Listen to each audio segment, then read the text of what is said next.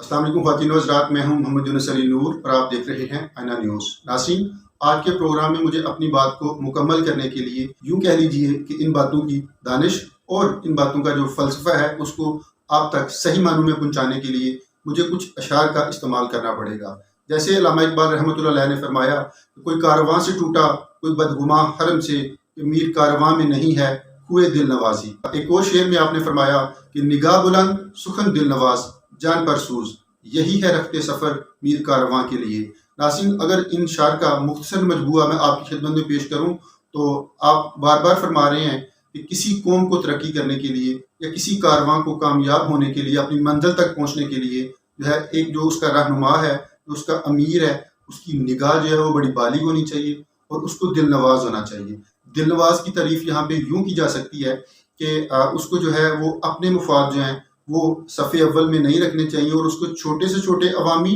और बड़े से बड़े मफाद जो हैं उसके लिए अपनी जान की कुर्बानी देने से भी गुरेज नहीं करना चाहिए। नाज़रीन, अगर इन बातों को, इन अशार का जो फ़लसफ़ा है पाकिस्तान के मौजूदा हालात पे अगर हम अमली तौर पर पेश करें तो कुछ यूँ है कि पाकिस्तान में इस वक्त जो है वो रहनुमाई का जो है वो बड़ा फुकदान पाया जा रहा है। पाकिस्तान के जो रहनुमा हैं उनको मुल्की मुफाद की जंग लड़ने की बजाय वो अपने मुफाद की जंग लड़ रहे हैं। यहाँ पे ये बात करना ज़रूरी है कि बहुत सी ऐसी बातें होती हैं जो हमने पहले भी की होती हैं लेकिन हमें रिपीट करनी पड़ती हैं। लेकिन एक मीडिया के प्लेटफॉर्म से बात करते हुए कुछ बातें जो हैं वो रेपिटेशन हमें करनी पड़ती हैं और जो सही बात है उसको बार बार करने से ही जो है वो बात जो है वो मनवाई जा सकती है बड़े ईवानों में, स्पेशली जब हालात जो हैं वो पाकिस्तान जैसे हों। तो नाज़रीन, यहाँ पे अगर रहनुमाओं की बात की जाए तो यहाँ पे पाकिस्तान तहरीक इंसाफ के जो रहनुमा हैं उनके ऊपर एक सवालिया जा रहा है कि जिनको पाबंदे सलासिल किया गया है, प्रेस कॉन्फ्रेंस पे इत्तफा करके खुद को आज़ाद करवा रहे हैं। और यहाँ पे अवाम का सवाल ये है कि क्या ऐसे रहनुमा जो हैं वो अवाम के गद्दार हैं या वो मुहब्बे वतन हैं। तो इसका जो जवाब है वो तो जो मुस्तकबिल है, क्योंकि पाकिस्तान की तारीख है कि इसमें जो भी कोई इवेंट होता है, कोई सानहात होते हैं तो उसका जो उसके जो क्लू हैं, उसकी जो हकीकत है वो एक नए अहद में जाके खुलती है और फिर अवाम को पता लगता है कि इसकी हकीकत क्या थी। क्योंकि पाकिस्तान में इस तरह का रिवाज नहीं है कि जो इवेंट या जो कोई सानहा पाकिस्तान में होता है तो उसका जो सही और उसकी जो एक गुड शेप है वो अवाम के सामने लेके आई जा सके। नाज़रीन, कुछ ऐसे रहनुमा जो अपने आप को जो है वो कैद से रिहा करवाने के लिए कुछ कमिटमेंट करते हैं या कोई प्रेस कॉन्फ्रेंस करते हैं, उनके मतलब ये ज़रूर कहा जा सकता है तो अगर तो उनके साथ कैद में इंसानी रवैये की हदूद में रहते हुए या फिर आइनी सजाओं की हदूद में रहते हुए कोई रवैया इख्तियार किया जा रहा है, फिर भी वो इस कैद को, इस पाबंदे सलासल को वो कबूल नहीं कर रहे, तो फिर तो इसका जवाब मुस्बत में देना गैर मुनासिब होगा। लेकिन अगर इन्हीं रहनुमाओं के साथ दौरान कैद जो है कोई गैर इंसानी रवैया या उनके साथ कोई गैर आइनी हथकंडा इस्तेमाल किया जा रहा है, फिर उसके लिए अगर वो कोई प्रेस कॉन्फ्रेंस या कोई ऐसा रिसोर्स यूज़ करते हैं तो नाज़रीन फिर इस अमल को उनके पॉइंट ऑफ व्यू से एक मुस्बत अमल भी करार दिया जा सकता है। लेकिन इसके साथ साथ ये सवाल भी एक उठता है कि अगर कुछ ऐसे रहनुमा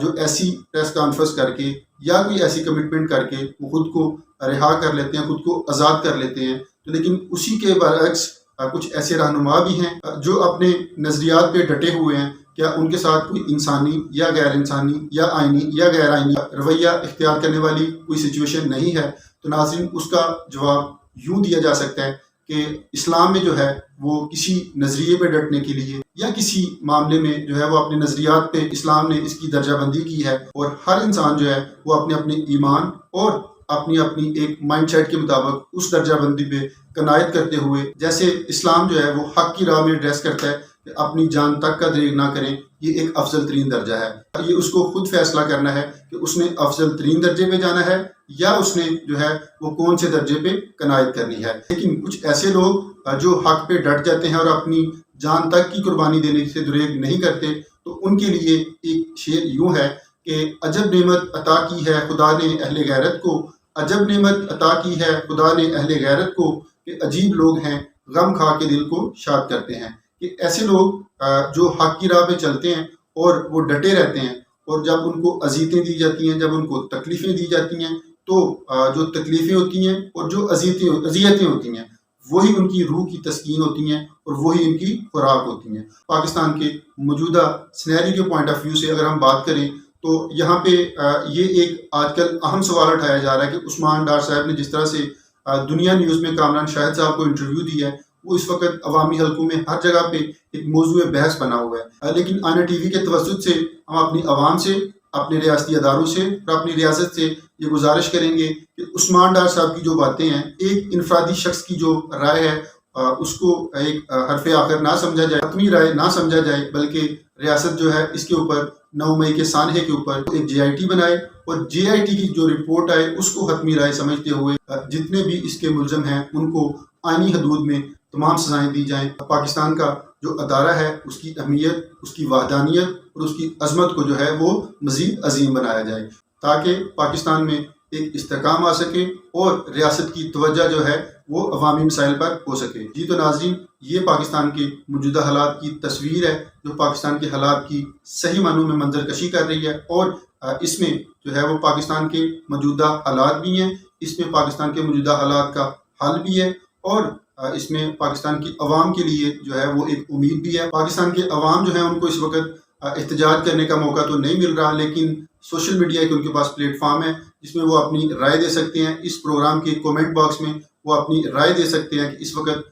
पाकिस्तान के रहनुमा आपस में इस वक्त एक खौफनाक तसादुम का शिकार हैं। कौन सी पार्टी के कौन से रहनुमा को क्या कदम उठाना चाहिए और कौन से रहनुमा को जो है वो फ्रंट फुट पे जाना चाहिए और कौन से ऐसे रहनुमा हैं जिनको बैक फुट पे आके पाकिस्तान की जीत को लाजम बनाना चाहिए, बजाय कि वो अपनी जीत को बनाएं और जो रियासत है वो उसकी सारी तवज्जो जो है ताकि पाकिस्तान के और पाकिस्तान जो अवाम है उनके मसाइल की तरफ मरकूज हो सके। तो नाज़रीन, प्रोग्राम की हकीकी रूह और इसकी अहमियत को अवाम तक और रियासती अवानों तक पहुँचाने के लिए यहाँ पे आप एक रिसोर्स, बेहतरीन रिसोर्स हैं, इसलिए इस वीडियो को जो है वो अपने गिरदोनवा में और अपने सोशल मीडिया में ज़्यादा से ज़्यादा शेयर करें, ताकि जो है ये वीडियो, इसकी जो अहमियत है वो तमाम अवानों तक पहुँच सके। इसके साथ आईना न्यूज़ को सब्सक्राइब करना और बेल आइकॉन का बटन दबाना मत भूलिएगा, ताकि हमारी हर नई आने वाली अहम वीडियो आप तक बर वक्त पहुँच सके और हम अपना पैगाम आप तक पहुँचाने में कामयाब हो सकें। आए नाज़रीन, प्रोग्राम के दूसरे हिस्से में कुछ स्पोर्ट्स के हवाले से बात कर लेते हैं। आज जो इंडिया में मैच चल रहा है न्यूजीलैंड और इंग्लैंड के दरमियान, तो अभी तक जो न्यूजीलैंड बॉलिंग कर रही है और इंग्लैंड की बैटिंग जो है उस वक्त मुश्किल का शिकार है। यहाँ पे अगर विकेट की बात करें, क्योंकि यहाँ पे ये एक्सपेक्ट किया जा रहा था कि जो इंडिया की विकेटें हैं यहाँ पे हाई स्कोरिंग मैच होंगे, लेकिन अभी तक जितनी बॉलिंग जो है वो कर रही है न्यूजीलैंड, उनका बॉल जो है काफ़ी हद तक अभी तक जो है वो स्किड भी हो रहा है, इतना हाईली बाउंस तो नहीं मिल रहा, बॉल नीचे भी रह रहा है थोड़ा सा, कहीं पे बॉल जो है वो बाउंस भी हो रहा है। तो ये इंडियन विकेटों की खासियत है। पहली इनिंग में जो है वो अक्सर जो है विकेट थोड़ा सा उसमें मॉइस्चर पाया जाता है और मतलब जो है वो पहली इनिंग में कई दफ़ा ऐसा होता है कि बॉल जो है वो अच्छे से बैट पे नहीं आ रहा होता और जब जब थोड़ा सा मैच चलता है तो आगे जाके या दूसरी इनिंग में जाके विकेट जो है वो काफ़ी हद तक सीधा हो जाता है, वहाँ पे वो ड्राइव भी होता है, फिर पहली इनिंग के बाद उसके ऊपर दोबारा रूल भी चलाया जाता है और विकेट जो है वो थोड़ी बेहतर हो जाती है और दूसरी इनिंग पे बेहतर बॉल जो है वो बैट पे आ रहा होता है। अभी सारा टूर्नामेंट पड़ा हुआ है, आने वाले वक्तों में मजीद विकेटें जो है वो कैसा बिहेवियर करती हैं, लेकिन यहाँ पे ये बात करना नामुनासिब नहीं होगा। इस वक्त टीमें जिस तरह से अपनी प्रिपरेशन करके आई हैं, तो उनकी अगर हम जो है वो स्क्वाड की तरफ जो है वो नज़र दौड़ाएं तो पता लगता है कि वो सारी टीमें जो हैं वो बड़े स्कोर करने की अहलियत रखती हैं। लेकिन अनफॉर्चुनेटली यहाँ पे अगर सवालात उठाए जा रहे हैं तो वो पाकिस्तान क्रिकेट टीम के ऊपर उठाए जा रहे हैं कि उसका जो बैटिंग पावर हाउस है वो इस कदर जो है वो मुनज़्ज़म नहीं है, उसका जो कॉम्बिनेशन है वो इस तरह का नहीं है कि वो स्मैश भी कर सकें, वो हार्ड हिटिंग भी कर सकें, कोई पिंच हिटर ऊपर लाकर जो है वो कोई अच्छी कारकर्दगी देकर कोई एक्स्ट्रा ऑर्डिनरी जो है वो इनिंग खेले और पाकिस्तान का स्कोर जो है वो जिस तरह से आज जो है वो अभी टूर्नामेंट शुरू हुआ है वार्म अप मैचेस को देखते हुए एक्सपेक्ट किया जा रहा है कि टीमें अगर विकेटों ने अच्छे से साथ दिया, विकेटों का जो रवैया है वो कोई अनइवन ना रहा, तो टीमें जो है वो 400 भी करेंगी, 450 भी करेंगी। लेकिन ये तो पाकिस्तान की अवाम जो है पाकिस्तान टीम से नहीं लगा रही अभी, लेकिन हम hope for the best and prepare for the worst. ये बात अहम है कि जिस तरह से न्यूजीलैंड की जो बॉलिंग है क्लिक कर रही है, अगर विकेटों का बिहेव इसी तरह से रहा तो पाकिस्तान की बॉलिंग जो है वो बेहतर क्लिक कर सकती है और पाकिस्तान जो है अपनी बॉलिंग के बिहाफ पे जिस तरह से थ्रू आउट से जो है वो पाकिस्तान, अगर आप मिसबाह उल हक के हाथ से देखें तो आज तक जो है पाकिस्तान बॉलिंग के बलबूते जो है वो ज़्यादा मैचेस जीत रहा है। ये पाकिस्तान क्रिकेट की जो है वो एक लंबे माजी की तारीख है कि उन्होंने छोटे स्कोर पे बॉलिंग से डिफेंड करवाए हैं और पाकिस्तान जो है वो मैचेस जीतता है। और इन्होंने ज़्यादा मैचेस खेले भी जो है वो लो रैंकिंग की टीम है उनके साथ हैं, जिसकी वजह से इनके अंदर वो माइंडसेट बिल्ड ना हो सका। इनका जो मसल है उस मामले में मेमोराइज ना हो सका कि ये बड़े स्कोर्स के लिए तगोदोद करें और अपने आप को अपने अंदर एक ट्रेंड सेट कर लें कि इन्होंने बड़ा स्कोर भी करना है। इन्होंने लो रैंकिंग की टीमों के साथ ज़्यादा मैचेस खेले और उनको दुबई की विकेटों में स्पिन अटैक में फंसाकर मैचेस जीते। जो है वो खुद भी 250 बोले 300 ये स्कोर करते रहे और दूसरी टीमों को उन्होंने ये डिफेंड नहीं होने दिया लो लेवल की रैंकिंग की टीमों को। कल 6 अक्टूबर को पाकिस्तान ने वर्ल्ड कप 2023 के लिए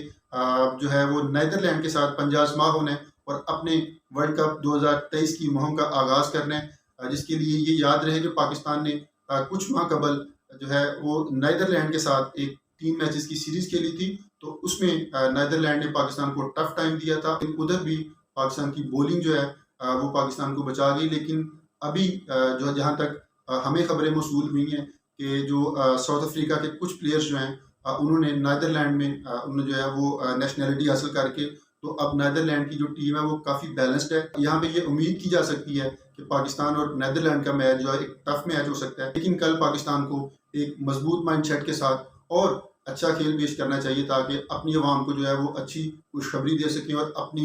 वर्ल्ड कप कैंपेन का जो है वो आगाज़ मुस्बत अंदाज में कर सकें। नाज़रीन, इसी के साथ अपने मेज़बान मोहम्मद यूनुस अली नूर को इजाज़त दीजिए। मिलते हैं अगले अहम प्रोग्राम में। अल्लाह हाफिज़।